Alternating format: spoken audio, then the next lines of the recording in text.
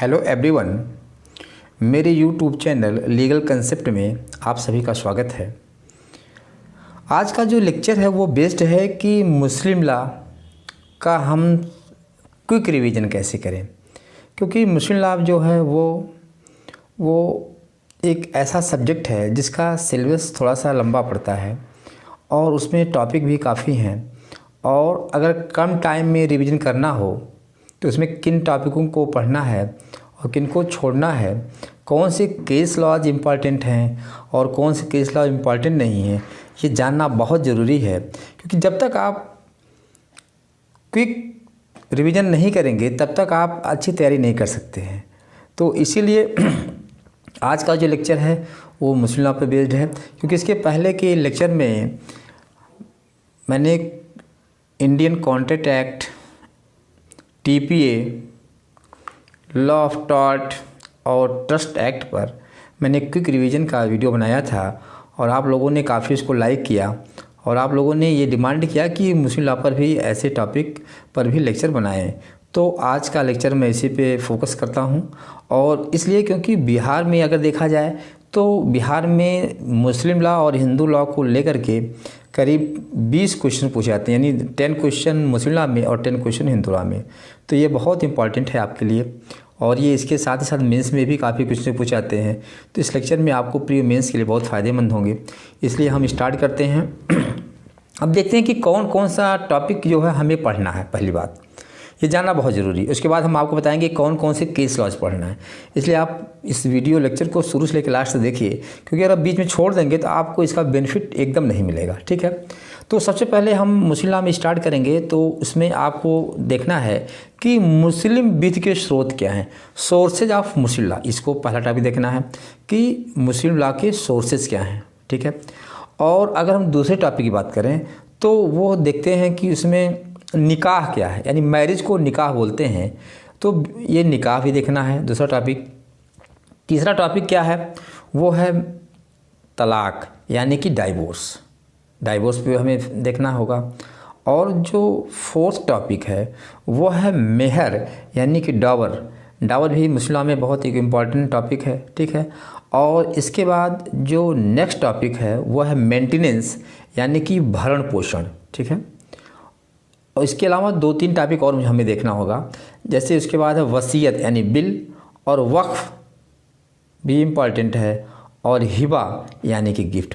अगर आप इतने टॉपिक को आप कवर कर लेते हैं तो आपको ना केवल प्री में बल्कि मेंस में भी आपको तैयारी करने में कोई प्रॉब्लम नहीं होगी। तो एक बार मैं टॉपिक का फिर से रिवीजन कर दे रहा हूँ, फिर से रिपीट कर दे रहा हूँ। पहला है कि मुस्लिम लॉ के स्रोत, मुस्लिम विधि के स्रोत क्या हैं, सोर्सेज ऑफ मुस्लिम लॉ क्या हैं। दूसरा है कि निकाह यानी कि मैरिज मुस्लिम लॉ में। ठीक है, तीसरा है डाइवोर्स का टॉपिक यानी तलाक का टॉपिक है, और जो चौथा टॉपिक है वो है मेहर यानी कि डावर, और जो पांचवा टॉपिक है वो उसको भरण पोषण यानी कि मेंटेनेंस, और जो 6 टॉपिक है वो है विल यानी कि वसीयत, और 7वां टॉपिक जो है वक्फ हो गया, और 8वां टॉपिक हिबा भी। 1-2 टॉपिक और भी है, लेकिन उनको बहुत ज़्यादा आपको उसमें पढ़ने की ज़रूरत नहीं है। आप और क्वेश्चन उन सब्जेक्ट पर सॉल्व कर लेंगे तो आपका काम चल जाएगा। ठीक है, उसके बाद अब देखते हैं कि इसमें हमें कैसे पढ़ना है और क्या क्या चीज़, क्योंकि इसके अलावा इसमें केस लॉज भी बहुत हैं। ठीक है, इनके अलावा आपको मुस्लिम लॉ में 3 एक्ट भी पढ़ने हैं, उसको भी मैं आपको बता देता हूँ, उसको आप ध्यान से कर सकते हैं। जो पहला एक्ट है, ध्यान दीजिएगा, जो पहला एक्ट है वो है the Muslim women protection of rights on divorce act 1986। बहुत इंपॉर्टेंट है, यानी कि मुस्लिम स्त्री विवाह विच्छेद पर अधिकार संरक्षण अधिनियम 1986 का ये पहला आप एक्ट पढ़ लेंगे। दूसरा एक्ट इसमें दे रहा है कि the dissolution of Muslim marriage act, यानी कि मुस्लिम विवाह विच्छेद अधिनियम 1939 का केस है, ये भी बहुत इंपॉर्टेंट है। ठीक है, ये दो एक्ट हो गए। और तीसरा एक्ट एक आपको और देखना है, ठीक है, क्योंकि यहाँ से भी क्वेश्चन पूछे जाते हैं, वो है कि द मुस्लिम पर्सनल लॉ शरीयत एप्लीकेशन एक्ट, यानी कि मुस्लिम सुई विधि शरीयत अधिनियम 1937 का। ये तीनों एक्ट भी आप इनके साथ पढ़ेंगे तो आपका मुस्लिम लॉ का पेपर पूरा का पूरा कवर हो जाएगा। ठीक है, इससे ज़्यादा की चीज़ें आपको पढ़ना नहीं है। ठीक है, अब देखते हैं कि हमें आगे जो स्टार्ट करते हैं कि मुस्लिम लॉ का क्या स्रोत है, क्या सोर्सेज है, कौन कौन से हैं, ठीक है, इसमें बहुत इंपॉर्टेंट है। तो पहले आपको एक चीज़ पता होगा कि जो मुस्लिम विधि है वो क्या है, अल कुरान पर आधारित है। ध्यान दीजिएगा, ये अल कुरान पर आधारित है, ठीक है। और दूसरी चीज़ है कि कुरान में मोहम्मद पैगंबर को क्या किया है, जो मोहम्मद पैगंबर हैं उसके देवदूत हैं, फाइनल मैसेंजर हैं, अंतिम देवदूत हैं। और उन्होंने जो भी चीज़ें सुना और उसको उन्होंने लिखा, वो किया, उसी को क्या कहा जाता है, वो कुरान का एक संग्रहित रूप माना जाता है, ठीक है। तो ये आपको जानकारी है, ठीक है। अब इसमें कुछ और चीज़ें हैं, जैसे कभी कभी मुस्लिम वो पैगंबर साहब के बारे में पूछ देता है कि पैगंबर साहब का जन्म कहाँ पे हुआ था, ठीक है, उनका मैरिज किससे हुआ था, उनके फादर का क्या नाम था। तो ये सारी चीज़ें थोड़ा सा आपको जानना ज़रूरी है, क्योंकि कभी कभी एग्जाम में ये पूछ लिया जाता है। तो आपकी अगर तैयारी अच्छी रहेगी तो आपको आंसर देने में कोई जो है वो दिक्कत नहीं होगी, कोई प्रॉब्लम नहीं होती, ठीक है। तो यहाँ पर आपको एक चीज़ पता होना चाहिए कि जो मोहम्मद पैगंबर साहब हैं वो जो है क्या है, उनका जन्म जो है 570 ईस्वी में मक्का में हुआ था। ध्यान दीजिए, यानी 570 AD में मक्का में हुआ था। तो ये जन्म हो गया इनका मक्का में, ठीक है। दूसरा पॉइंट इनका ये इंपॉर्टेंट है कि इनके फादर का नाम अब्दुल्ला था। ध्यान दीजिएगा, इनके फादर का नाम क्या था, अब्दुल्ला था, ये भी पूछता है। और इनकी माँ का नाम क्या था, अमीना था, ठीक है। इसके अलावा जो जब ये 6 वर्ष के थे तो उसी समय ही इनके फादर की डेथ हो गई थी, ठीक है। और इसके बाद इनकी माँ का भी डेथ हो गया था। तो इनका जो पालन पोषण है वह देखा जाए तो इनके चाचा अबू तालिब ने किया था, ठीक है। तो ये जो पॉइंट हैं इनको आपको जानना चाहिए, क्योंकि ये भी क्वेश्चन कभी पूछ देते हैं, ठीक है। इसके बाद फिर ये जो है इनका अधिकांश समय कहाँ भी बीता था, गुफाओं में बीतता था। ध्यान दीजिए, इनका अधिकांश समय गुफाओं में बीता था। और इसी तरीके से हीरा नाम की एक गुफा थी जहाँ पर ये ध्यान मग्न में थे, और वहीं पर इनको जो है वो ज्ञान मिला, ठीक है। और ये 25 वर्ष की उम्र में, इनकी 25 ईयर्स की एज में इनकी जो है वो शादी होती है। और इनकी पत्नी का नाम आप देख सकते हैं वो था फातिमा, क्योंकि फातिमा एक अमीर परिवार से संबंधित थी और वो मोहम्मद साहब के व्यक्तिगत गुणों और चारित्रिक गुणों से काफ़ी प्रभावित थी। और ये विधवा हो गई थी, विडोज थी, इसलिए इसके बाद इन्होंने इनसे शादी कर लिया, ठीक है। फातिमा के उसके बाद, ठीक है, इसके बाद आगे देखते हैं कि आगे क्या हुआ, ठीक है। तो यहाँ पे एक चीज़ और ध्यान देना है कि अब आगे की कहानी में हमारे लिए एक इम्पॉर्टेंट पॉइंट है, वो है 622 ईस्वी, बहुत इम्पॉर्टेंट है। 622 AD जो है ये बहुत इम्पॉर्टेंट है, क्योंकि इसी दिन मोहम्मद साहब जो है मक्का छोड़ करके मदीना रवाना होते हैं। तो ये जो घटना है उनके लाइफ में एक महत्वपूर्ण भूमिका अदा करती है, और इसी को बोलते हैं हिजरी संवत। हिजरी संवत हुई थी क्योंकि इसी दिन जो है वो क्या करते थे, मक्का से मदीना जाते हैं। तो ये भी डेट आपको याद रखना है, ये भी एग्जाम में पूछा जाता है कि हिजरी संवत कब होता है और वो हिजरी संवत का मतलब क्या है, इसको भी, क्योंकि इसी दिन मोहम्मद साहब ने मक्का से मदीना कूच किया था। तो ये भी पूछा जाता है, ठीक है। और यही नहीं, इसी दिन से मुस्लिम युग एवं इस्लाम का एक नया इतिहास प्रारंभ होता है। कहाँ से, हिजरी संवत से 622 ईस्वी में, 622 AD में। इसको आपको अच्छे से ध्यान देना, ठीक है। अब इसके बाद 632 ईस्वी में, 632 AD में पैगंबर साहब की डेथ हो गई। तो ये भी एक मुस्लिम विधि के इतिहास में ये भी एक महत्वपूर्ण घटना है, इसको भी आप याद रखेंगे, ठीक है। उसके बाद देखिए 2 टर्म और होता है, एक होता है खलीफा और एक होता है इमाम। बहुत जाना जरूरी होता है। खलीफा जो क्या होता था, यह सुन्नी विधि में क्या होता था कि पहले तो ठीक है, पहले तो मुस्लिम विधि में, बाद में ये डिवाइड हो जाता है शिया और सुन्नी। तो सुन्नी विधि में धर्म के सर्वोच्च गुरु थे, उन्हें क्या बोला जाता था, खलीफा बोला जाता था, ठीक है। और इमाम कौन होते थे, जो शिया धर्म से संबंधित थे, और शिया धर्म के मामलों में जो धार्मिक सर्वोच्च गुरु थे उन्हें इमाम बोला जाता था। तो ये जानना जरूरी है कि इमाम कौन था और जो है वो खलीफा कौन थे, ठीक है। ये आपको इसके बाद अबू बकर जो थे वो क्या थे, वो पहले खलीफा थे। ध्यान दें, कई पूछ देता है कि अबू बकर कौन जो है मुस्लिम धर्म में पहले खलीफा कौन हुए थे, तो उनका नाम है अबू बकर है। तो इसको आपको थोड़ा सा अच्छे से ध्यान देना है, ठीक है, यहाँ से पूछना जाता है, ठीक है। इसके बाद अबू बकर के बाद उमर दूसरे खलीफा बने, ठीक है। उसके बाद फिर उस्मान हुए, ठीक है, और इसके बाद अली हुए, ठीक है। अली जहाँ अंतिम खलीफा थे वहीं अली जो है वो पहले इमाम भी थे, ठीक है। तो इसको आपको ये चीज़ को याद रखना है, दोनों चीज़ें, ठीक है, खलीफा और इमाम का कंसेप्ट, ठीक है। तो अब आते हैं कि हम लोग देखते हैं कि यहाँ पे एक चीज़ और ध्यान देना है कि खलीफा और इमाम के पद के बारे में। खलीफा का पद 1924 से समाप्त कर दिया गया, लेकिन इमाम का पद अभी भी चल रहा है, ठीक है। तो ये भी आपको समझ में आना चाहिए, क्योंकि ये कभी कभी पूछ देता है कि खलीफा का पद कब समाप्त किया गया, तो आपका आंसर होगा 1924 ईस्वी AD में, ठीक है। आप देखते हैं कि मुस्लिम लॉ में सोर्सेज क्या हैं, मुस्लिम विधि का स्रोत क्या है, ठीक है।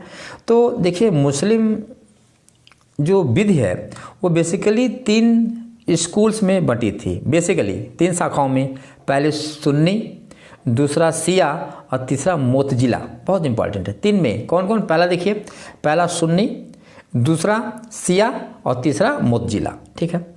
अब देखिए सुन्नी में कितनी जो है वो उसके सब स्कूल्स थे, कितनी उप शाखाएँ थीं। देखिए पहला था सुन्नी में हनफी, ध्यान दीजिएगा, पहला क्या था, हनफी। सुन्नी में हनफी के संस्थापक कौन थे, अबू हनीफा थे, ध्यान दीजिएगा, हनफी के संस्थापक अबू हनीफा थे। और सुन्नी में दूसरा जो है वो क्या संप्रदाय था, मलकी था, और मलकी के प्रवर्तक कौन थे, मलिक इब्राहिम थे। और तीसरा जो है सुन्नी में कौन था, सफ़ी था, और उसमें उसके संस्थापक कौन कहे जाते हैं, अस-सफ़ी कहे जाते हैं, ठीक है। और चौथा सुन्नी में क्या था, हनबली, जिसके संस्थापक फाउंडर कौन थे, वो इब्न हनबल थे। तो ये सुन्नी में 4 स्कूल, सब स्कूल भी थे, उनको भी आपको याद करना है कि कौन उसके स्कूल थे और उनका फाउंडर कौन था, ये बहुत इंपॉर्टेंट है, ठीक है। अब आते हैं, हम देखते हैं शिया में। तो शिया जो स्कूल था, शिया विचारधारा था, उसमें आपको ये चीज़ समझना है कि उसमें बेसिकली देखा जाए तो वो भी 3 भागों में बटा था। क्या, अथनासरिया था, और अथनासरिया के साथ साथ आप देखेंगे, अथनासरिया के साथ साथ क्या था, वो दूसरा था इस्माइलिया, और तीसरा जैदिया था। तो शिया में भी 3 सब स्कूल थे, अथनासरिया, इस्माइलिया और जैदिया, ठीक है। अथनासरिया भी 2 भागों में बांटा था, कौन कौन, अखबरी और वसूली। अथनासरिया अखबरी और वसूली, ठीक है।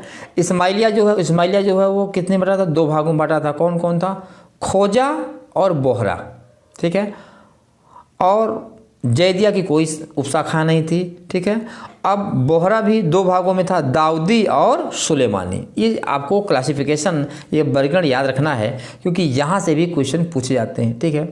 तो ये हो गया कि मुस्लिम विधि में जो था वो उनकी विचारधाराएं जो है किस क्रम में थी, ठीक है। अब उसके बाद हम देखते हैं कि मुस्लिम विधि का स्रोत क्या रहा है, कि सोर्स इसका क्या, सोर्सेज ऑफ मुस्लिम लॉ क्या रहा है, इसको आपको थोड़ा सा समझना होगा, ठीक है। क्योंकि अगर आप इसको नहीं समझेंगे तो यहाँ से क्वेश्चन आपके एग्जाम के लिए आ ही जाता है, और ये बहुत ही इम्पॉर्टेंट है, ठीक है। लेकिन इसके पहले थोड़ा सा आपको ये ध्यान देना है कि इस्लाम विधि में, इस्लाम में जो है वो एक होता था शरीयत और दूसरा होता था फ़िक़्ह। तो शरीयत क्या और फ़िक़्ह क्या है, यहाँ आपको समझना है। देखिए इस्लाम विधि में जो शरीयत होती थी, शरीयत में जो विधि होती है उसको दैवी विधि बोलते थे, डिवाइन लॉ बोला जाता था। क्यों?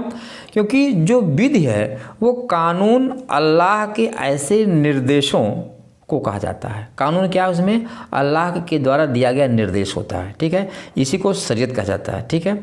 और शरीयत का जो शाब्दिक अर्थ है, यानी जो इसकी लिटरल मीनिंग है, वो है कि अनुकरणीय मार्ग, ऐसा पाथ जो फॉलो करना, फॉलोइंग पाथ। ये बहुत इंपॉर्टेंट पूछ देता है, ठीक है। अब उसके बाद दूसरा चीज़ आप देखते हैं कि अब हमें देखना है कि फ़िक़्ह क्या है। तो फ़िक़्ह का जो बेसिक कंसेप्ट है वो उसे बोलते हैं, ये भी मुस्लिम लॉ में एक धर्मशास्त्र कहा जाता था, और वास्तव में इसमें जो विद्वता रहते हैं, जो विद्वताओं का जो स्टेटमेंट होता है उसको फ़िक़्ह कहा जाता है, ठीक है, ओके। तो ये फ़िक्ह हो गया। और कभी कभी पूछता, क्योंकि ये जो फ़िक्ह होता है वो ज्ञान और तर्क के आधार पर होता था, उसके आधार तर्क और ज्ञान के आधार पर जो सिद्धांत प्रतिपादित होता है उसे फ़िक्ह कहा जाता है। ठीक है, तो ये शरीयत और फ़िक्ह में बेसिक डिफरेंस है। ठीक है, अब देखे हैं कि इनका जो है वो क्या था, इनका मुस्लिम विद में इनका वर्गीकरण क्या था, इनका क्लासिफिकेशन क्या था। ठीक है, इनके मुस्लिम विद के आधार क्या थे। तो मुस्लिम विद को भी दो भागों में बांटा गया है। ठीक है, एक है प्राइमरी सोर्सेज और एक है सेकेंडरी सोर्स, यानी प्राथमिक स्रोत और द्वितीय, और दूसरा है कि वो गौण स्रोत या द्वितीय स्रोत है। यहाँ पे आपको समझना। ठीक है, अब हम आगे देखते हैं कि प्राथमिक स्रोत में क्या है। प्राथमिक स्रोत में 4 स्रोत को माना गया। पहला कुरान, दूसरा क्या है इजमा, और तीसरा कियास, और चौथा जो है वह अहदीस या सुन्ना। यानी कि कुरान, इजमा, कियास और सुन्ना या अहदीस को क्या माना जाता है, मुस्लिम लॉ में प्राइमरी सोर्स माना जाता है, प्राथमिक स्रोत माना जाता है। ठीक है, अब देखते हैं कि द्वितीय स्रोत में यानी सेकेंडरी में क्या क्या आता है। तो सेकेंडरी में पहला आता है कस्टम एंड यूजेस। ध्यान दीजिएगा, कस्टम एंड यूजेस यानी कि रूढ़ियाँ और प्रथाएं, इसी को उर्फ कहा जाता है। देखिए क्वेश्चन आया भी उत्तराखंड PCSJ में कि उर्फ क्या है, तो मुस्लिम लॉ में ये सेकेंडरी सोर्सेज है और ये कस्टम या यूजेस को कहा जाता है, यानी रूढ़ी प्रथाओं को कहा जाता है। ठीक है, दूसरा है न्यायिक विनिश्चय यानी जुडिशियल डिसीजंस हैं, और तीसरा जो है सेकेंडरी सोर्स में आता है विधान यानी कि लेजिस्लेशन, और चौथा जो है वह justice, equity and good conscience यानी कि न्याय, साम्य और सद्विवेक। ये क्या है, मुस्लिम में ये सेकेंडरी सोर्सेज में आते हैं। तो इन दोनों सोर्सों को आपको याद होना चाहिए, क्योंकि यहाँ पे भी 1 से 2 क्वेश्चन प्री में तो पूछ ही लिए जाते हैं। ठीक है, अब आपको ये चीज़ देखना है कि जो कुरान होता है, कुरान आपको पता है कुरान सबसे महत्वपूर्ण स्रोत है, और कुरान जो मुस्लिम विद का सर्वोच्च और सार्वभौमिक प्रमाण है ये। ठीक है, और इसमें कहा जाता है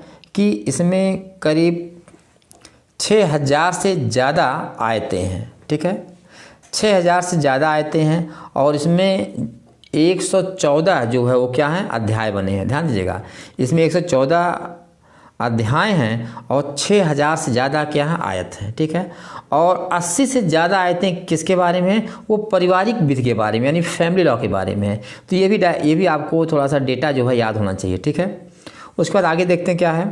ठीक है, ये कुरान हो गया, और कुरान के बाद जो दूसरा स्रोत है सबसे इम्पॉर्टेंट वो मुस्लिम लॉ में है, वो है दूसरा जो सबसे इम्पॉर्टेंट स्रोत है वो क्या है, वो इजमा है। ठीक है, इजमा का मतलब यहाँ पे क्या होता है कि विचारों की एकता, विचारों का एकता, मतैक होना, जिसे बोलते हैं कंसेंसस एडाइडम, मतैक होना। जब कई विदशास्त्री किसी बात पर एक होते हैं उसे वो क्या होता है, वो इजमा कहलाता है। ठीक है, और इसके बाद तीसरा जो है वो कियास है। कियास में क्या होता है, इजमा के बाद अगर कोई इंपॉर्टेंट सोर्स है मुस्लिम लॉ में वह कियास है। इसमें देखा जाए तो ये तार्किक साम्य के आधार पर होता है, लॉजिकल इक्विटी इसमें लगाई जाती है, और इसके आधार पर जो है वो मुस्लिम लॉ में विधि का स्रोत का निर्माण होता है। ठीक है, और चौथा और जो लास्ट है वो है हदीस या सुन्ना, ये भी बहुत इम्पॉर्टेंट है। और हदीस में क्या होता है कि इसमें देखा जाए कि जो परंपरागत मोहम्मद साहब ने जो परंपरागत आचरण किया है और उनको जो संग्रहित किया गया, कलेक्ट किया गया है, उनका कंबाइंड फॉर्मेट क्या कहलाता है, अहदीस यानी कि सुन्ना कहलाता है। तो ये चारों सोर्स के बारे में आपको पता है। ठीक है, उसके बाद सेकेंडरी सोर्सेज में मैंने आपको पहले बता दिया कि क्या क्या हैं, कि ये आपका प्रथाएं हैं, रूढ़ियाँ हैं। ठीक है, जुडिशल डिसीजंस हैं। ठीक है, इसके साथ साथ इसमें तीनों एक्ट भी आपको देखना है। जो शरीयत एक्ट है 1937 का है, 1986 का जो मुस्लिम महिला विवाह विच्छेद अधिनियम के बारे में दिया गया है। ठीक है, और इन सारी चीज़ों के बारे में आपको अच्छे से जानना है। ठीक है, अब थोड़ा सा देखते हैं कि शिया और सुन्नी संप्रदाय जो मुस्लिम धर्म की बहुत इंपॉर्टेंट संप्रदाय, उसमें क्या क्या बातें कॉमन हैं, क्योंकि ये जानना जरूरी है। तो पहले हम सुन्नी और शिया को एक कॉलम में बांटते हैं, उसको देखते हैं कि क्या दिया है। ठीक है, देखिए जो विवाह का अगर देखा जाए तो विवाह के मामले में शिया सुन्नी में क्या अंतर है। तो शिया में और सुन्नी में जो बेसिक अंतर यह है कि विवाह के मामले में सुन्नी के समय में 2 पक्षकार का होना जरूरी है, यानी मिनिमम 2 पार्टी होना चाहिए, ठीक है। और 2 पार्टी में क्या होना चाहिए, एक दोनों पुरुष हों, या अगर एक पुरुष हैं तो दूसरी तरफ दो महिला होना चाहिए, 2 फीमेल होना चाहिए। ये 4 विटनेस हो सकते हैं, ध्यान दीजिएगा। यहाँ पे 4 विटनेस का नहीं समझना, यहाँ पे या तो पहले तो 2 विटनेस होना चाहिए, दोनों पुरुष हो सकते हैं। अगर दोनों पुरुष में एक पुरुष है तो एक पुरुष की जगह 2 फीमेल विटनेस होना चाहिए, ये चीज़। लेकिन यहाँ पे ये चीज़ 4 फीमेल विटनेस जो है वो सुन्नी विधि में वो मान्य नहीं है। लेकिन शिया विधि में विवाह के समय किसी भी विटनेस की ज़रूरत ही नहीं है। सबसे इम्पॉर्टेंट पॉइंट है, ठीक है, ये चीज़ याद रखना है। दूसरा है कि शिया में मुता विवाह होता है, यानी शिया की एक शाखा है अस्थाना असरिया, जिसमें मुता विवाह को मान्यता दी गई है।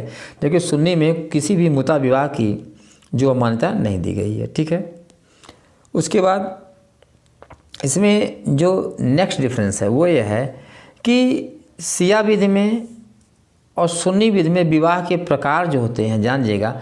सुन्नी विधि में 3 प्रकार के विवाह होते हैं। वैध विवाह, जिसे बोलते हैं वैलिड मैरिज, सही भी बोलते हैं। दूसरा होता है कि वाइड मैरिज, यानी बातिल विवाह। और तीसरा है इरेगुलर मैरिज, यानी कि अनियमित विवाह, ठीक है। लेकिन शिया विधि में जो है दिया है कि शिया में वैलिड मैरिज है, वाइड मैरिज है, लेकिन वहाँ पे शिया में इरेगुलर मैरिज नहीं है, बल्कि वहाँ पे मुता मैरिज है। ये चीज़ याद रखिएगा, या टेम्परेरी मैरिज है। ये बहुत इंपॉर्टेंट है, ठीक है। तो अब मेहर के मामले में भी जाना जरूरी है। मेहर बेसिकली क्या होता है कि मुस्लिम महिला के प्रति एक सम्मान का प्रतीक होता है, और इसको देना मुस्लिम पति की जो है वो जिम्मेदारी होती है, ठीक है। ये बहुत इंपॉर्टेंट राशि होती है मेहर, डॉवर बोलते हैं इसे। देखिए शिया में क्या है कि शिया में मिनिमम मेहर डिसाइड नहीं है, लेकिन सुन्नी में मिनिमम मेहर जो है 10 दिरहम से कम नहीं होना चाहिए। ये बहुत इंपॉर्टेंट है। दूसरी बात है कि जो शिया में है वो मिनिमम तो नहीं डिसाइड है, लेकिन मैक्सिमम डिसाइड है कि 500 दिरहम से ज़्यादा मेहर नहीं हो सकती है। लेकिन सुन्नी में ऐसा मैक्सिमम नहीं डिसाइड है, ठीक है। यहाँ पे ये भी चीज़ ध्यान दीजिएगा। उसके बाद अगला पॉइंट है कि मेहर, शिया विधि में मेहर के 3 फॉर्मेट होते, 3 रूप होते हैं। क्या होता है, उचित मेहर, प्रॉपर मेहर, निश्चित मेहर और मेहर सुन्नत। लेकिन सुन्नी में 2 प्रकार के मेहर हैं, उचित और निश्चित, ठीक है। ये बहुत इंपॉर्टेंट है। उसके बाद हम आते हैं तलाक के मामले में, डाइवोर्स के मामले में शिया और सुन्नी में, तो ये बहुत इंपॉर्टेंट है। देखिए सुन्नी में जो डाइवोर्स होता है वो या तो ओरली होगा या इन राइटिंग में होगा, यानी मौखिक और लिखित दोनों में होता है। लेकिन शिया विधि में केवल डाइवोर्स जो है वो रिटन में होता है, ओरल में अलाउ नहीं है। तो ये भी आपको जानना है, ठीक है। शिया विधि में जो है वो गवाहों की आवश्यकता पड़ती है, ठीक है। लेकिन सुन्नी में तलाक के समय गवाह की आवश्यकता नहीं पड़ती है। ये चीज़ याद रखिएगा, ठीक है।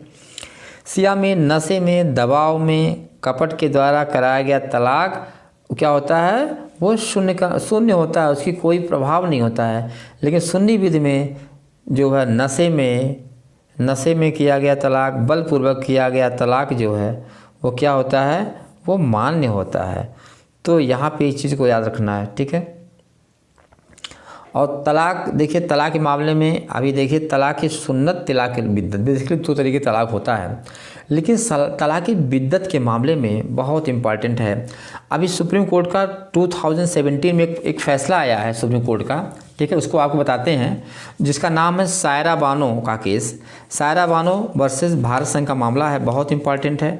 क्योंकि इस पीठ में, इस मामले में माननीय सर्वोच्च न्यायालय की 5 जजों की पीठ बैठी थी, यानी कि एक कॉन्स्टिट्यूशनल बेंच का फैसला है।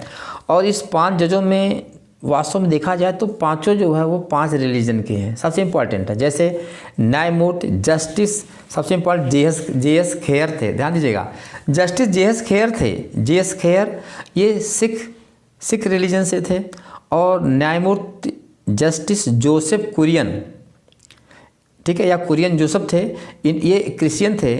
और तीसरे से जस्टिस R.F. नरीमन, ये पारसी। और जो चौथे जज थे यू ललित, ये हिंदू हैं। और जो 5वें जज हैं वो है जस्टिस अब्दुल नज़ीर, जो मुस्लिम रिलीजन है। यानी कि पहला केस है जिसमें 5 जज हैं और वो पाँचों 5 रिलीजन के हैं, ठीक है। तो ये आपको यहाँ पे देखना है। और दूसरी चीज़ है कि इसमें 3 बातों को ध्यान दिया गया था कि पहली बात कि सायरा बानो के केस में 2017 का केस है, ठीक है। 5 जजों की बेंच में निदाई है। आप जज का भी नाम याद रखेंगे क्योंकि जज का भी नाम एग्जाम में पूछ लिया जाता है। और इसके अलावा यहाँ पे ध्यान देना कि पहली बात तो इसमें आर्टिकल 14, 15, 21 और 25 के आधार पर इसको चैलेंज किया गया था, ठीक है। और उसमें जो पर्सन सुन्नी बोर्ड था उसने कौन सा प्ली लिया था, उसने प्ली आर्टिकल 13 का लिया था कि जो शरीयत द्वारा बनाई गई विधि है, शरीयत मिला है, उसके तहत उसमें सुप्रीम कोर्ट उसमें इंटरफियर नहीं कर सकता, वो आर्टिकल 13 के दायरे में नहीं आता है। तो इन्हीं बातों पर ये फैसला था। और इस फैसला में, इस जजमेंट में सुप्रीम कोर्ट ने ये लॉ प्रिंसिपल लेट डाउन किया कि जो मुस्लिम लॉ में तलाकुल विद्दत है, जो अप्रतिसंहरणीय तलाक है, इरिवोकेशनल तलाक है, डाइवोर्स है, वो क्या है, वो अनकॉन्स्टिट्यूशनल है। यानी क्या है, असंवैधानिक है। क्यों? क्योंकि आर्टिकल 14, 15 और 21 का क्या करता है, वायलेट्स करता है। वो क्या करता है, उसका विरोध करता है। इसलिए क्या है, अनकॉन्स्टिट्यूशनल, असंवैधानिक है। तो ये बहुत ही इंपॉर्टेंट लैंडमार्क केस है, इसलिए आप अच्छे से पढ़ेंगे, जजों का नाम याद करेंगे और इसमें जजमेंट को भी अच्छे से आप ध्यान दें। दूसरा कह दिया कि चूँकि आर्टिकल 13 में सभी प्रकार की विधियाँ आती हैं, चाहे वो एक्ट हो, ऑर्डिनेंस हो, कोई रूल हो, सेक्शन हो, सारी चीज़ें आती हैं। इसलिए शरीयत विधि का भी सुप्रीम कोर्ट या हाई कोर्ट क्या कर सकता है, इंटरप्रिटेशन कर सकता है, व्याख्या कर सकता है। तो इस चीज़ को आप अच्छे से याद रखेंगे, ठीक है। इसके बाद आते हैं, डाइवोर्स हो गया। फिर आते हैं कि इसमें क्या कहते हैं कि मेंटेनेंस के मामले में, देखिए मेंटेनेंस के मामले में शिया विधि और सुन्नी विधि में क्या है, यहाँ पे ध्यान देने की बात है, ठीक है। दिया कि यदि शिया विधि में दिया है कि अगर माता पिता दोनों गरीब हैं, यानी पेरेंट्स क्या हैं, पुअर हैं, तो जो संतान है वह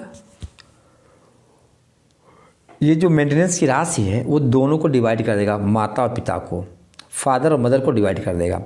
लेकिन यहाँ पे दिया है सुन्नी विधि में क्या दिया है कि अगर फादर कमाता है, कमाने योग्य है, तो फादर को ही मेंटेनेंस जो है क्या करना, अगर फादर कमाने योग्य है तो पिता का भरण पोषण करना बाध्य नहीं है। ध्यान दीजिएगा, अगर फादर कमाने योग्य है तो वो नहीं ले सकता, ठीक है।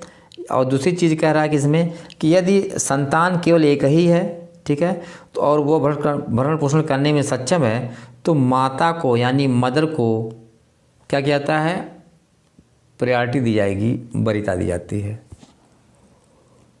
सॉरी, तो इसको आप याद रखिएगा अच्छे से, बहुत इंपॉर्टेंट है, ठीक है।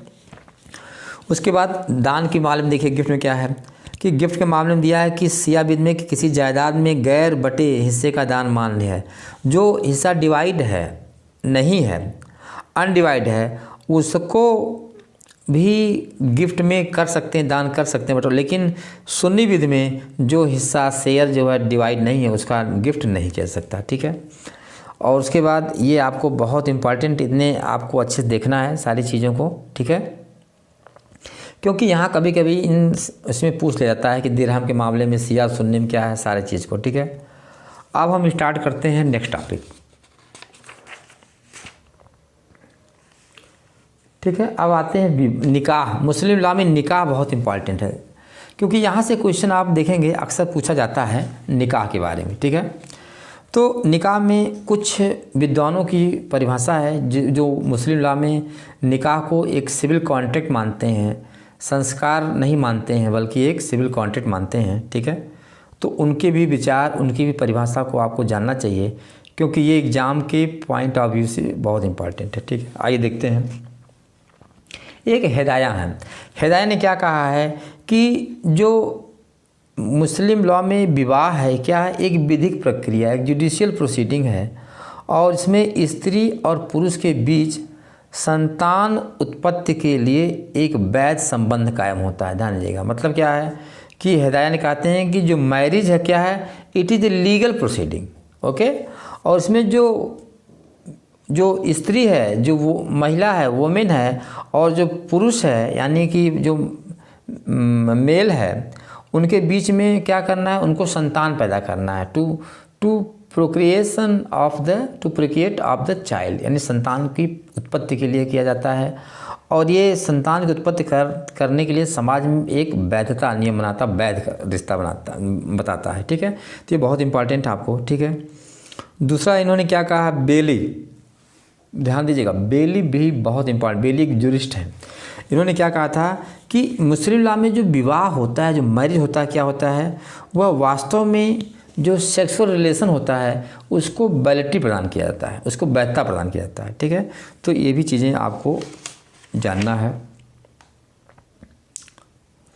जो मुल्ला हैं उन्होंने क्या कहा है, मुल्ला ने कहा है कि जो विवाह है, मैरिज क्या है, एक कॉन्ट्रैक्ट है, और जिसका पर्पज़ क्या है कि जो उसमें संतान है उसको क्या होना चाहिए, उसको वैधता प्रदान करना।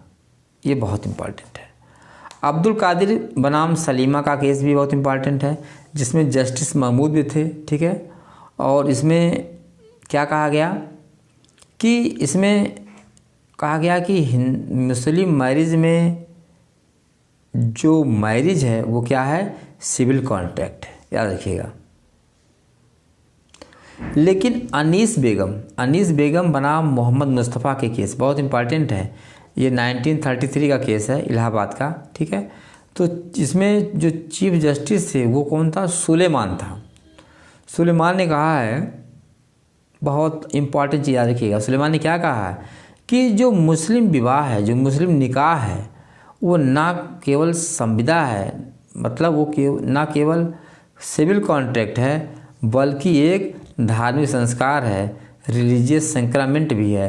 ये दोनों मान लिया, इसको आप याद रखिएगा। पूछता है अनीस बेगम बनाम मोहम्मद मुस्तफ़ा के केस में। ठीक है, तो ये केसों को आप अच्छे देख लीजिए। एक सुबुनिसा बनाम सब्दु शेख का भी केस है। ठीक है, अब देखते हैं कि मुस्लिम विधि में निकाह की आवश्यक शर्तें क्या हैं, निकाह के लिए क्या क्या चीज़ें हैं, उसको आपको जानना है। तो निकाह के लिए सबसे बड़ी इम्पॉर्टेंट चीज़ है, आपको इसमें जानना है कि क्या होना चाहिए कि वो पक्षकार जो होने चाहिए वो सक्षम होने चाहिए। बहुत इंपॉर्टेंट, ध्यान दीजिएगा, वो पक्षकार सक्षम होने चाहिए। ठीक है, और कॉम्पिटेंट होना चाहिए विधि के अनुसार। और दूसरी चीज़ है कि जो दूसरी कंडीशन रखी गई है वह मुस्लिम विवाह के लिए रखी गई है कि उसमें प्रस्ताव होना चाहिए, यानी कि जिसे इजब बोलते, इजब होना चाहिए। और दूसरा पक्षकार क्या करेगा, उसको जो है वो कबूल करेगा, यानी एक्सेप्टेंस करेगा। ठीक है, ये देखा जाए यही कॉन्ट्रैक्ट के लक्षण मिलते हैं इसमें। तो इजब और कबूल होता है। ये इधर कहता है वर पक्ष, यानी लड़के का पक्ष कहता है कि क्या विवाह कबूल, ये इजब करता है, प्रस्ताव करता है, और लड़की पक्ष जो है वो उसको विवाह को स्वीकार करती है, कंफर्म करती है। तो ये बहुत इंपॉर्टेंट है। ठीक है, अब आगे हम देखते हैं कि और भी क्या क्या चीज़ें इसके विवाह में एलिमेंट है। ठीक है, तो इन दोनों चीज़ों को आप अच्छे से देखेंगे। ठीक है, यहाँ से क्योंकि पूछ ही लिया जाता है। ठीक है, उसके बाद इजब हो गया, और तो इजब के बाद क्या होता है, कबूल होता है। ठीक है, लेकिन ये चीज़ है कि यहाँ दोनों इजब और कबूल को एक ही मीटिंग होना चाहिए, उसी ट्रांजैक्शन होना चाहिए। अगर अलग अलग है तो उसे निकाह नहीं माना चाहिए। ये बहुत इंपॉर्टेंट है। ठीक है, और जो दोनों पार्टी हैं वो प्राइवेटेड रिलेशनशिप में ना हो, प्रसिद्ध नातेदारी में ना आती हो, इसको याद रखिएगा। बहुत इंपॉर्टेंट है इस चीज़ को, वो प्राइवेटेड रिलेशनशिप में नहीं होना चाहिए। ठीक है, अब इसके बाद थोड़ा सा देखते हैं कि जो विवाह में अभिभावक, और देखिए ध्यान दीजिएगा, मुस्लिम विधि में एक होता है कि ये विवाह की उम्र कितनी होती है, 15 साल होती है, ध्यान दीजिएगा। ठीक है, और एक होता है एज ऑफ प्यूबर्टी, ध्यान दीजिएगा। इसमें देखा जाए तो यौनावस्था की वय बोलते हैं, एज ऑफ प्यूबर्टी। यानी कि जब मुस्लिम विवाह में जब मुस्लिम महिला जो होती है उसकी विवाह जब हो जाती है 15 साल में, तो वह 15 से 18 साल में उसे इस बात का ऑप्शन मिलता है, चॉइस मिलता है कि वो 15 साल के बाद 18 साल के पहले में चाहे तो विवाह को क्या कर दे, कोरबोरेट करे, कंफर्म करे, नहीं तो चाहे तो वो अपनी जो है शादी से मना कर सकती है। इसी को बोलते हैं, क्या बोलते हैं, एज ऑफ प्यूबर्टी, यानी यौनावस्था क्या है, बहुत इंपॉर्टेंट है। ठीक है, अब देखते हैं कि आगे जो किसी भी विवाह में जो सम्मत देने वाले गार्जियन होते हैं उनका क्रम क्या होता है, अभिभावकों का क्रम क्या होता है। तो पहले देखिए जो अभिभावक का क्रम होगा क्या होगा, पिता होता है, फिर पितामह, उसके बाद तीसरे नंबर होता है भाई या पितृकुल के अन्य सदस्य, भाई या पितृकुल के अन्य सदस्य। ठीक है ना, और आगे ध्यान दीजिएगा, और इसमें क्या क्या होता है ध्यान समझिएगा कि अब इसके बाद आप देखते हैं कि ये जो एज ऑफ प्यूबर्टी होती है वह मुस्लिम स्त्री को मिलती है, मुस्लिम पुरुष को यह नहीं दी जाती है। ये भी क्वेश्चन प्री में आता है, पूछ लेता है, इसलिए आप इसको जानते रहिएगा। अब देखें कि इसमें गार्जियन कौन कौन होता है, पिता होता है, पितामह होता है, अगर अवयस्क है वो तो भाई या प्रतिकुल का होता है। ठीक है, उसके बाद मामा या मार्थ कुल के अन्य सदस्य। इस चीज़ को याद रखिएगा, कब होता है कि विवाह के लिए सम्मत देने में कौन सक्षम माना जाता है। ठीक है, दूसरा पता है ख्यार बुलूग, ऑप्शन ऑफ प्यूबर्टी होता है। ठीक है, यहाँ पे एक चीज़ आपको बहुत अच्छे ध्यान देना है कि जो ख्यार उल बुलूग होता है, ऑप्शन ऑफ प्यूबर्टी होती है, ठीक है, वह 15 से 18 साल के बीच में होती है। ठीक है, और उसमें ध्यान देना है कि जो पिता है, फादर है, या जो पितामह द्वारा किए गए विवाह में क्या लिस्ट, ये जो ध्यान समझिएगा यहाँ पे दिया है, देखिए फिर से मैं बता रहा हूँ कि जो पिता है अथवा जो पितामह उसके द्वारा कराए गए विवाह में यौनावस्था के विकल्प का अधिकार नहीं रहता है, मतलब ऑप्शन ऑफ प्यूबर्टी का राइट नहीं होता, ध्यान दीजिएगा। ठीक है, ये बहुत इम्पॉर्टेंट है। ठीक है, अब इसके बाद हम आते हैं कि देखते हैं कि ये जो डाइवोर्स है यानी कि जो तलाक है वो कितने प्रकार का होता है, कौन कौन से तलाक मुस्लिम लॉ में होते हैं, तो उसको आपको यहाँ पे बताना ज़रूरी है। ठीक है, राइट।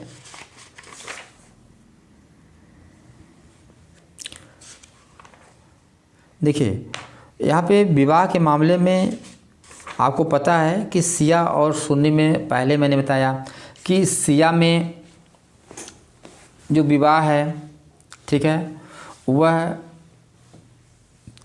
और सुन्नी में जो विवाह है उसमें अंतर है। सुन्नी में तीन प्रकार के विवाह होते हैं, वैध विवाह जिसे बोलते हैं वैलिड मैरिज, जिसे सही बोलते हैं। दूसरा है क्या है कि वाइड मैरिज जिसे हम बोलते हैं बातिल विवाह, और तीसरा है कि इरेगुलर मैरिज यानी कि अनियमित विवाह। इसको याद रखिएगा, बहुत इम्पॉर्टेंट है। ठीक है, अब दूसरी चीज़ है कि सिया में क्या होता है, तो सिया में भी क्या होता है, वैध विवाह होता है, राइट।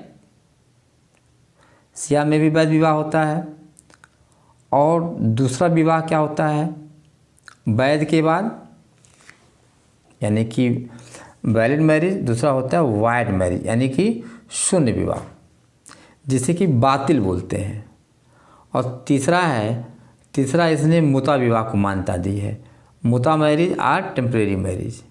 ये चीज़ याद रखिएगा। ठीक है, अब देखते हैं कि इन विवाहों का इफेक्ट क्या होता है।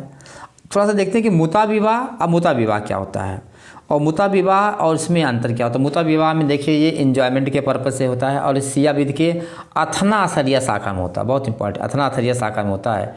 इसलिए आप इसको जो है ध्यान से देखेंगे, ठीक है। उसके बाद दोनों में डिफरेंस क्या है, मुता मैरिज और निकाह में डिफरेंस क्या है। इसमें अंतर यह है कि मुता विवाह अथना शरिया शाखा में है जो शिया से संबंधित है और उसी में मान्यता प्राप्त है, जबकि सुन्नी विधि में शिया विवाह को मान्यता नहीं दी गई, पहली बात। दूसरा कह रहा है कि मुता विवाह क्या होता है, वो टेम्परेरी होता है और लिमिटेड टाइम के लिए होता है। लेकिन ध्यान दीजिएगा, जो मुता विवाह क्या होता है, टेम्परेरी होता है और एक लिमिटेड टाइम के लिए होता है, ठीक है। अगर समय का वहाँ पे मेंशन नहीं किया गया, मुता विवाह में समय का उल्लेख नहीं है, तो मुता विवाह क्या बन जाता, निकाह बन जाता, वैलिड मैरिज बन जाता। इसको याद रखिएगा, ठीक है। और दूसरी चीज़ ये है कि यहाँ पे ये सब क्वेश्चन आप तैयार रखेंगे क्योंकि क्वेश्चन यहाँ से बन जाता है, ठीक है।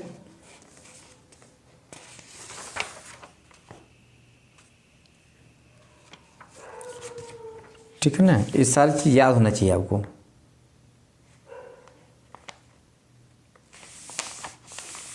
ठीक है, अब आते हैं, देखते हैं। उसके बाद ये विवाह हो गया, ठीक है। अब हम थोड़ा सा देखते हैं कि जैसे ये जो विवाह होता है, वैलिड मैरिज जिसे बोलते हैं सही, वाइड मैरिज जिसे बोलते हैं बातिल, और तीसरा है इरेगुलर मैरिज, ठीक है।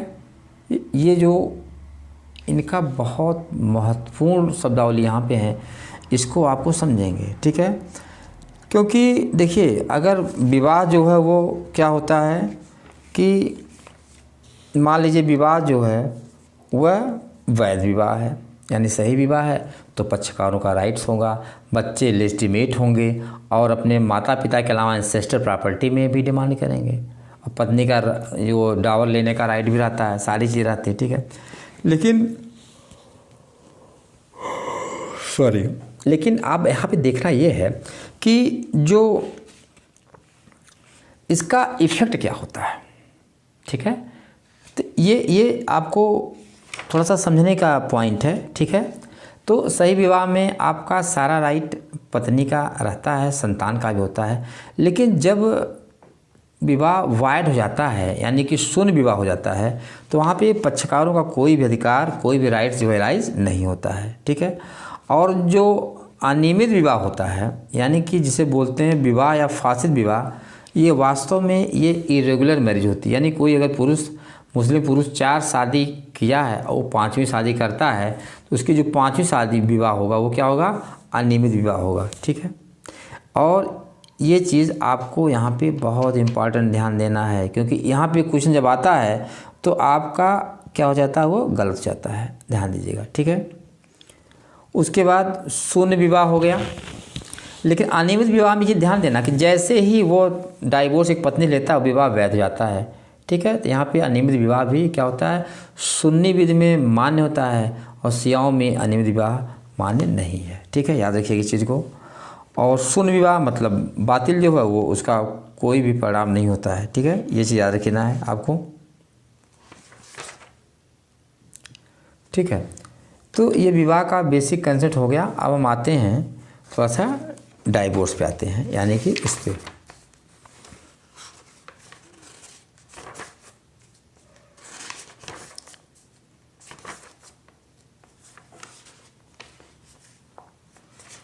ये आपको ये सब टॉपिक को आराम से तैयार करना है, ठीक है। डाइवोर्स, देखिए डाइवोर्स में भी बहुत इंपॉर्टेंट क्या है, इसे तलाक बोलते हैं, ठीक है।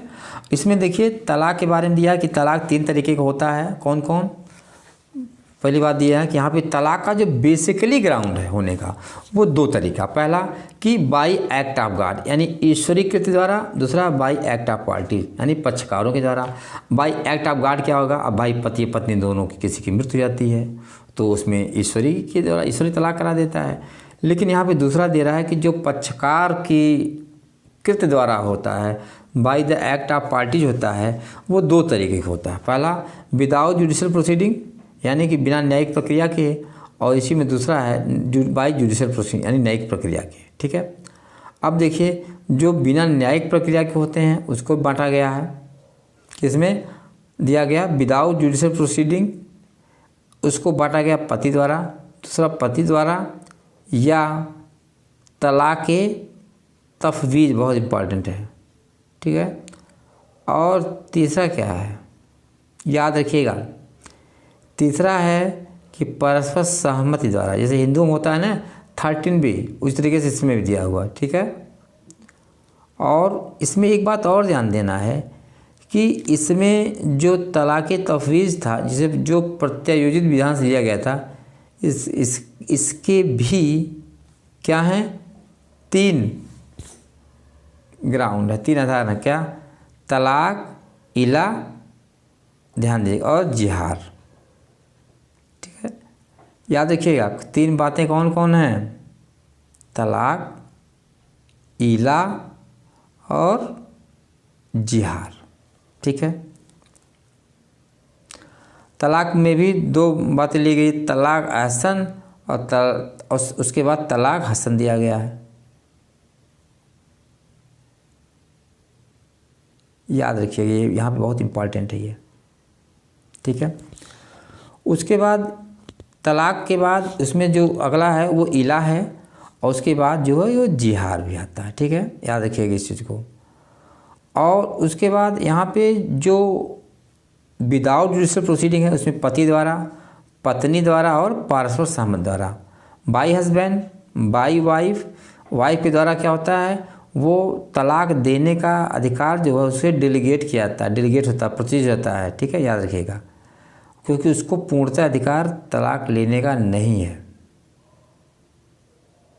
ठीक है। उसके बाद आता है जिहार, जिहार आ गया, ठीक है।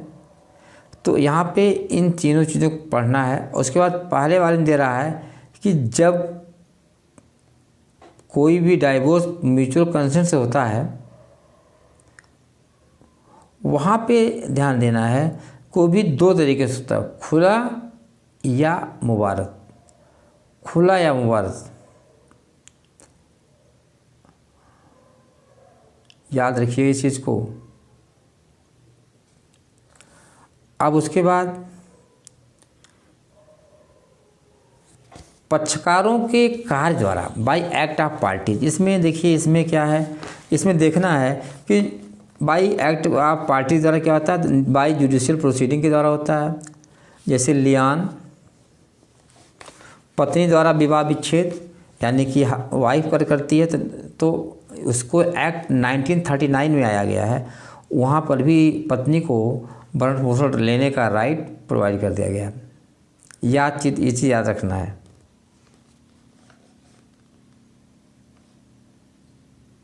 ठीक है,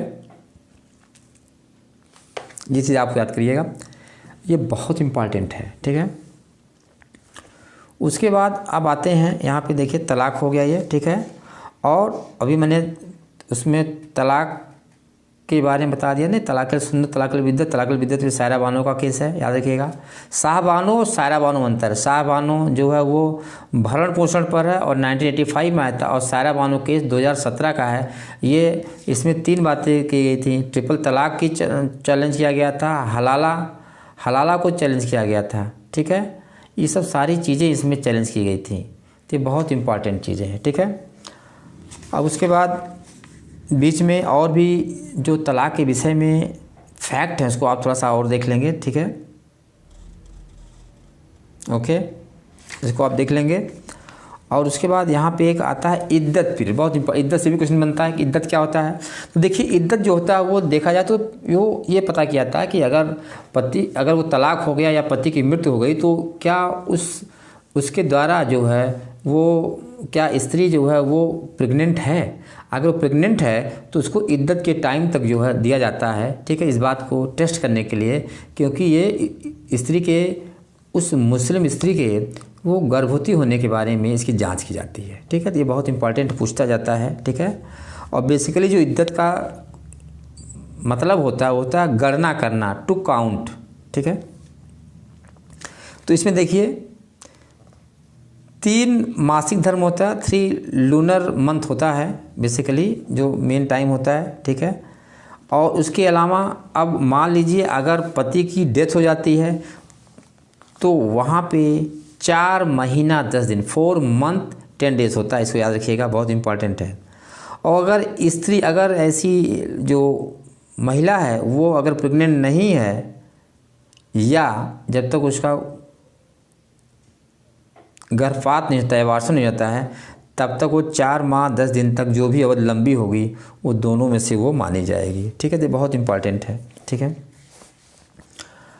अब बाकी अगर मान लीजिए इरेगुलर मैरिज है, अनियमित विवाह है, तो वहाँ पर भी कुछ नियम है कि अगर वहाँ पे उनके बीच में सेक्स नहीं हुआ तो इद्दत का पालन करना ज़रूरी नहीं है, ध्यान दीजिएगा, बहुत इम्पॉर्टेंट है। और अगर उनके बीच में सेक्स हुआ है या डाइवोर्स हुआ है या डेथ हो गई है तो ऐसे समय में 3 महीना यहाँ पे या 3 चंद्रमास यहाँ पे वो टाइम इद्दत का पालन के लिए उस महिला के लिए आवश्यक है। ठीक है, यहाँ इसको आप देख लेंगे।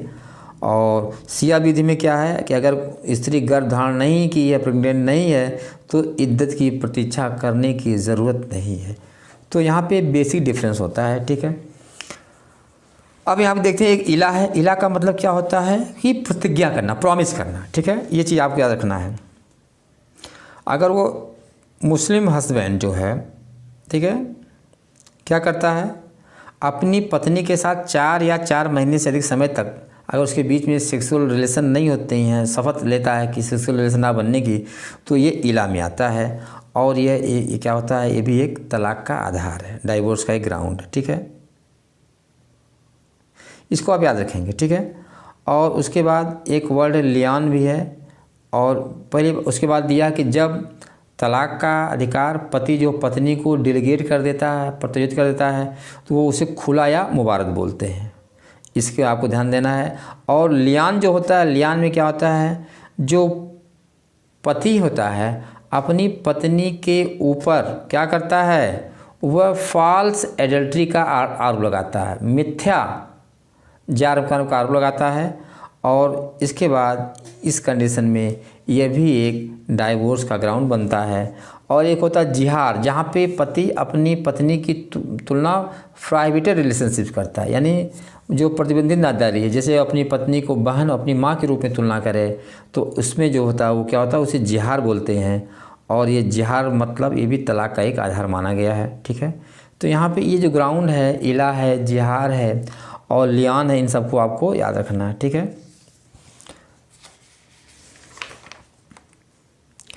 अब हम आते हैं नेक्स्ट टॉपिक पर। ठीक है, थोड़ा सा मेहर देखते हैं, डावर क्या होता है। जो डावर होता है वो आपको यहाँ पे जानना ज़रूरी है कि डावर का क्या मतलब होता है। डावर, जैसा कि आपने देखा कि डावर का मतलब ये मुस्लिम महिला के सम्मानजनक के लिए दिया जाता है, सम्मान के लिए दिया जाता है, और ये बहुत ही महत्वपूर्ण होता है। और देखा जाता है पति के ऊपर एक तरीके से क्या होता है, ये ऑब्लिगेशन होता है, ताकि पति जो है वो डाइवोर्स ना ले। एक तरह से डाइवोर्स को रोकने का एक उपाय बनाया जाता है। ठीक है, तो ये भी जो है बहुत इंपॉर्टेंट है। हम डावर पे आते हैं, डावर देखते हैं क्या है। ठीक है,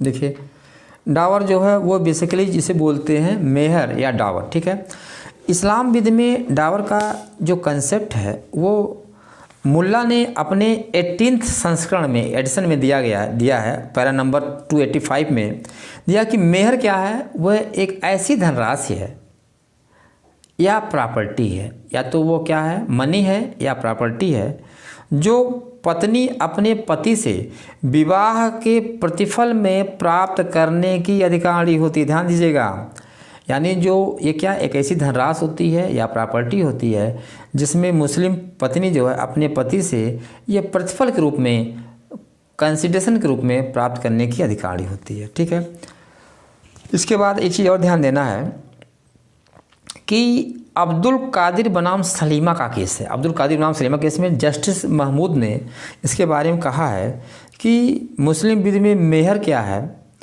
वह धनराशि या कोई ऐसी संपत्ति होती है जो विवाह के प्रतिफल के रूप में पत्नी को देने का पति क्या करता है, वचन देता है।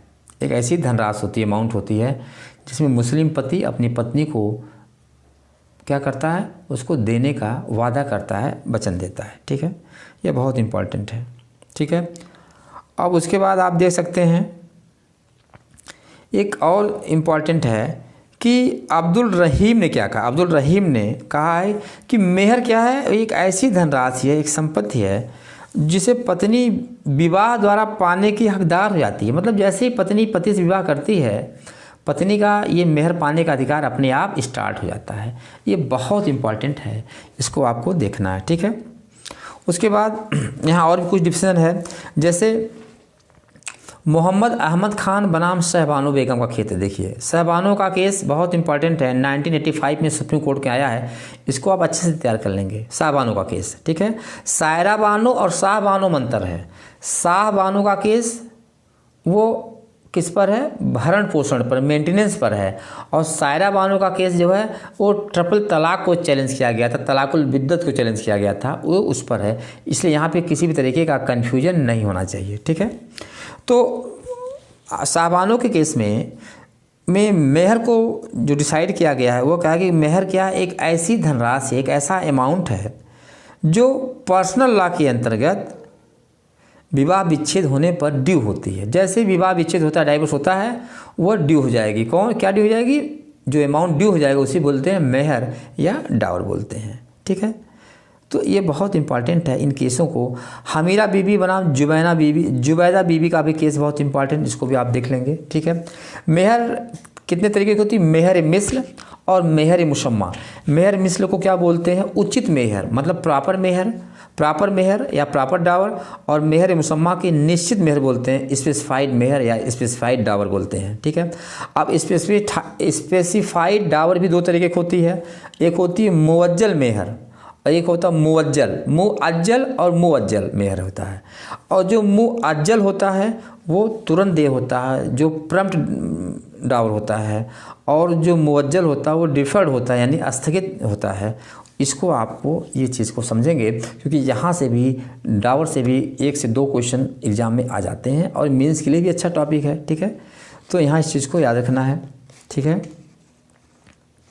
और बाकी सिया सुन्नी में हमें पता ही है कि सिया विध में और सुन्नी में क्या है कि सिया में जो है वो मिनिमम डावर का राशि अमाउंट नहीं है, लेकिन मैक्सिमम डिसाइड है कि 500 दिरहम, ज़्यादा नहीं होना चाहिए।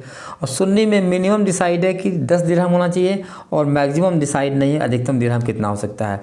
बेसिकली जो ये मेहर होता है, डावर होता है, वह मुस्लिम महिला की शिक्षा, एजुकेशन, उसकी सुंदरता, वो कितनी सुंदर है, कितनी ब्यूटीफुल है, और उसके कंडक्ट के आधार पर मेहर की धनराशि जो वो डिसाइड की जाती है। ठीक है, तो इसको आपको यहाँ पे ये चीज़ को समझना है। ठीक है, ये मेहर हो गया।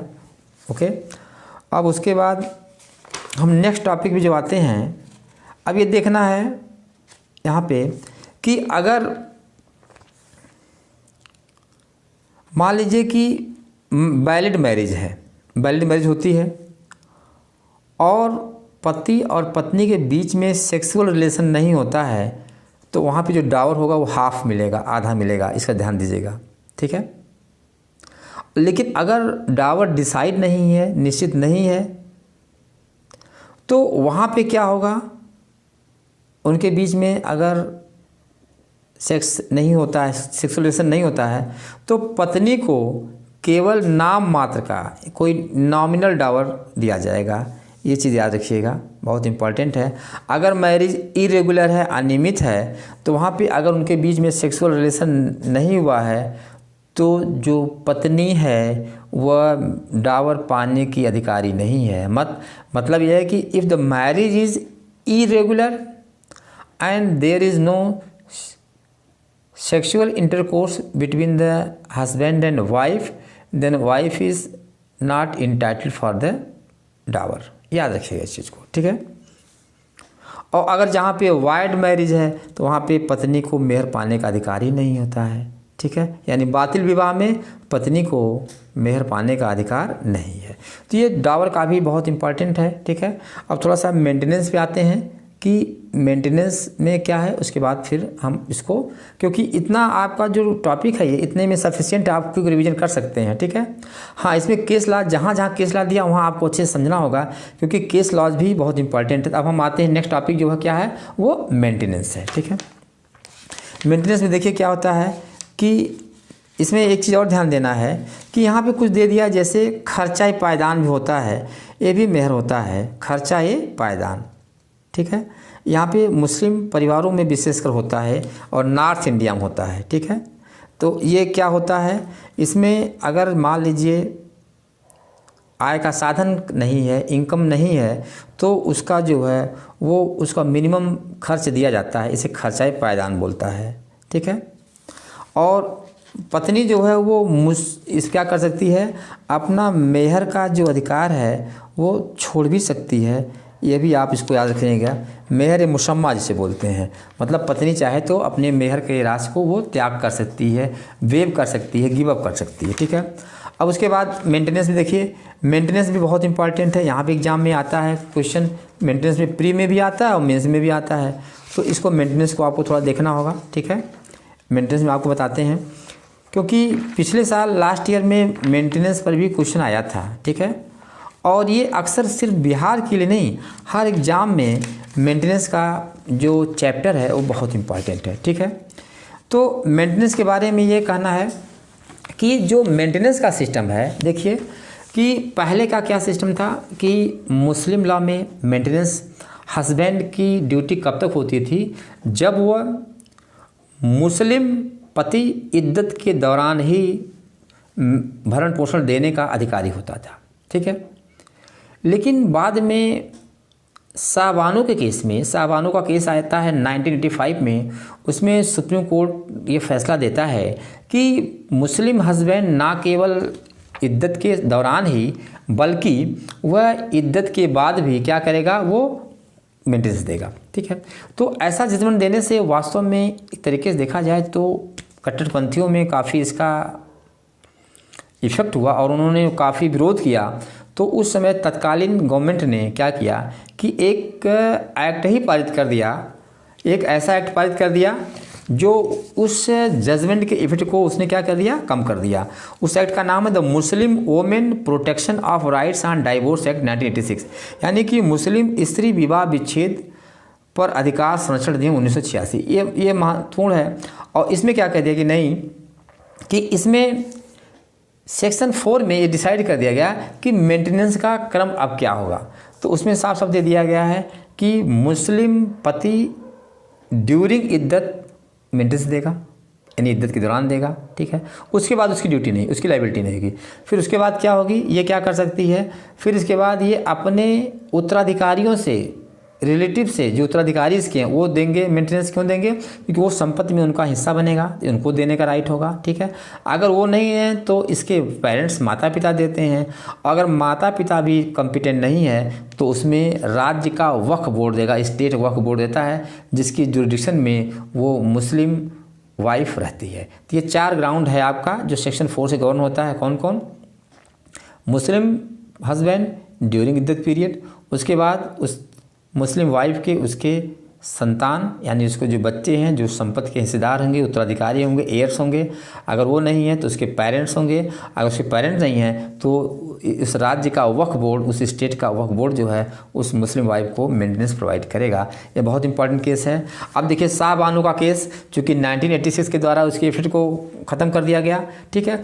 अब इसी बात को 1986 के एक्ट को चैलेंज किया गया डैनियल लतीफ़ी के मामले में 2001 में, बहुत इंपॉर्टेंट है। लेकिन डैनियल लतीफ़ी के मामले में सुप्रीम कोर्ट ने साफ साफ कह दिया गया कि जो 1986 का जो है वो मुस्लिम वोमेन डाइवोर्स एक्ट पास हुआ है 1986 में, वो कहीं भी क्या है, वो इसके उसमें नहीं है, ये कॉन्स्टिट्यूशनल है और इसको वैलिड माना। तो ये आपका डैनियल लतीफ़ी का केस, शाहबानो का केस, और इसको आप इसके साथ साथ सायरा बानो का केस आपको डाइवोर्स में, इन सब केसों को आपको अच्छे से ध्यान से समझना है, क्योंकि ये एग्ज़ाम के पॉइंट ऑफ व्यू से बहुत इंपॉर्टेंट है, ठीक है। और ये इतने आप टॉपिक को अच्छे से देख लेंगे तो आपका कोई भी क्वेश्चन गलत नहीं होगा, ठीक है। बाकी जो क्वेश्चन आपका जो टॉपिक बच रहा है उसके लिए आपको कुछ नहीं करना, आपको क्या करना है कि आपको इसमें क्वेश्चन MCQ सॉल्व कर लेने हैं। और भी टॉपिक जैसे हिबा का है, वक्फ का है, वसीयत पर है, इन पर भी आप क्वेश्चन जो है सॉल्व करेंगे तो आपका क्लियर हो जाएगा, क्योंकि 10 क्वेश्चन आपको बिहार जे में आपको सॉल्व करना है और 10 क्वेश्चन के लिए इतना आपके लिए सफिशिएंट होगा, ठीक है। और ज़्यादा इसमें परेशान होने की ज़रूरत नहीं है। और इस चीज़ के साथ आप तैयारी करिए। और इसके बाद इसमें और भी जो एक टॉपिक बेसिस हैं वो मैं फिर कह रहा हूँ कि आप उसको लास्ट ईयर के पेपर ज़रूर सॉल्व कर लीजिएगा, लास्ट ईयर के पेपर। और उत्तराखंड में भी चूँकि हिंदू मुस्लिम भी क्वेश्चन पूछे जाते हैं, यहाँ से भी सॉल्व कर लेंगे। जितना आप क्वेश्चन सॉल्व करेंगे आपका क्लैरिटी पॉइंट उतना तेज हो जाएगा। और बाकी जो मैंने बताया उस वीडियो लेक्चर को फॉलो करिए और उसको अपने पॉइंट कॉपी में, नोटबुक में पॉइंट नोट कर लीजिए, उनको रिवीजन कर लीजिए। और जो तीनों एक्ट हैं, जैसे तीनों एक्ट आपको मैंने बताया था कि ये तीनों एक्ट हैं, जो Muslim women protection of right divorce act 1986, मुस्लिम विवाह संरक्षण अधिनियम, विवाह अधिनियम, विच्छेद अधिनियम 1986 का, इसमें आपको एक्ट नंबर कब इन्फोर्समेंट होता है, ठीक है। सेक्शन 4-5 ज़रूर देख लीजिएगा, ठीक है, इसको अच्छे से देख लेंगे। और इसके साथ साथ आपको जो है इसमें ये दूसरा एक्ट है आपका, ये आपका देखना है कि ये है मुस्लिम विवाह विच्छेद अधिनियम, मुस्लिम मैरिज डाइवोर्स एक्ट 1939। ये भी बहुत इंपॉर्टेंट है, क्योंकि इसमें जो है वो मुस्लिम महिला को डाइवोर्स लेने का राइट दिया गया है, ठीक है। 8 ग्राउंड दिया गया, 8 ग्राउंड दिया, इसको आप देख लेंगे, बहुत इंपॉर्टेंट है वो, ठीक है। और उसमें भी एक्ट नंबर देख लेंगे, इन्फोर्समेंट डेट देंगे, सारी चीज़ देंगे। और उसके बाद तीसरा जो है वो है मुस्लिम शरीयत एक्ट देख लेंगे 1937 का। ये तीनों एक्ट जरूर देख लेंगे। इसमें बहुत मुश्किल से 3 से 4 सेक्शंस हैं, इसमें देख लें। हाँ, एक मेंटेनेंस में आपको थोड़ा सा मैं एक चीज़ बताऊंगा, क्योंकि वो थोड़ा सा मिस हो गया। उसमें ये देखना है कि जब 1986 मुस्लिम वुमेन डाइवोर्स एक्ट पास हुआ तो उसमें ये प्रावधान कर दिया गया कि इस एक्ट के पारित होने के बाद मुस्लिम महिला जो है वो CRPC के सेक्शन 125 के तहत मेंटेनेंस नहीं ले सकती है। ये बहुत इंपॉर्टेंट पॉइंट है, ठीक है, क्योंकि सावानों के केस में सुप्रीम कोर्ट ने साफ साफ कह दिया कि ये जो CRPC का सेक्शन 125 है, ये क्या है, ये सभी धर्मों पर लागू होती है, इसमें मुस्लिम महिला भी ले सकती है। लेकिन जब ये एक्ट पारित हो गया 1986 का, तो उसमें साफ साफ कह दिया गया कि इस एक्ट के पारित होने के बाद मुस्लिम महिला CRPC के सेक्शन 125 के तहत भरण पोषण नहीं ले सकती है। लेकिन इसमें उसके सेक्शन 5 में यहाँ पे एक उसका एक्सेप्शन देता है कि अगर कोई भी मुस्लिम महिला अगर ये मेंटेनेंस CRPC की तहत लेना चाहती है तो उसे एफिडेविट पर, शपथ पर ये लिख के देना होगा, तो उसी कंडीशन में वह CRPC के तहत वो मेंटेनेंस ले सकती है। तो इस तरीके से अगर आप अच्छे से, जैसा कि बताया गया, देख लेंगे तो आपका मुस्लिम लॉ पर कोई भी क्वेश्चन गलत नहीं होगा, आपका क्वेश्चन सही होगा। आप अच्छे से रिवीजन कर डालिए, लास्ट ईयर के पेपर सॉल्व कर डालिए, और आप अपने कूल माइंड से अगर एग्ज़ाम में सॉल्व करेंगे तो आपका कोई भी क्वेश्चन गलत नहीं होगा और आप अपनी सफलता जो है 100% सिक्योर करेंगे प्री में, ठीक है। और उसके बाद आपको नेक्स्ट लेक्चर भी कॉन्स्टिट्यूशनल लॉ का मैं जल्दी अपलोड करूँगा, आप उसको देखिए और तैयार करिए। Thank you.